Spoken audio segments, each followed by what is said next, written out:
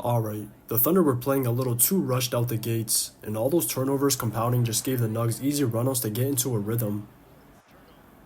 But once the Thunder settled in, the game flipped quick, and those 4 minutes ended up being the Nugs' best stretch all night. It was that same Thunder's defense from last year, and capitalizing on every single mistake or stops off their stocks, but a lot of it did stem from their defensive game plan. Whenever they doubled Yoke, there was just no punishment from the others, and this felt borderline disrespectful because they were helping one pass away even when it was MPJ, but then closed out soft in the scramble. That's an obvious sign there's no respect for the Nugs shooting, and it was basically the same thing with that second unit.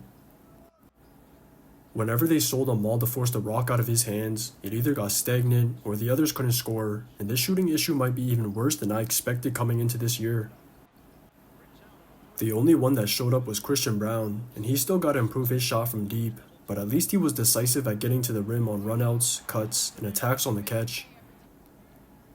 That's better than just breaking a three the opponent wants him to take, and he was just as impressive on the other end, but that contrast in depth compared to the Thunder is still too much to overcome.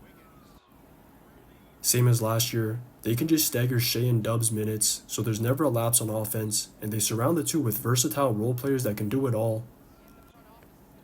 Aaron Wiggins is one of the most underrated players in the league, and signing him to a 45-for-5 contract was one of the biggest deals of the offseason. He's basically a Swiss Army knife because he knows when to space, when to cut, crashes the offensive glass, runs the floor, can read on defense, and just has intangibles that would benefit any team. He's got potential for a breakout year, but so does Shet, and this was one of the best individual games I've seen from him. Yoke had his number last year, but he held his own in this one and was either denying entry passes whenever he was fighting for position inside or was blocking everything at the rim. I've never seen a player do that to Yoke multiple times in one night, and he had a couple nasty ones against MPJ, but that's all without even mentioning the other end. It was the usual rim runs, playing in the pocket, or attacking closeouts, but what was unusual about their offense was them putting their guards in the dunker and adopting a new strategy that the Celts started doing.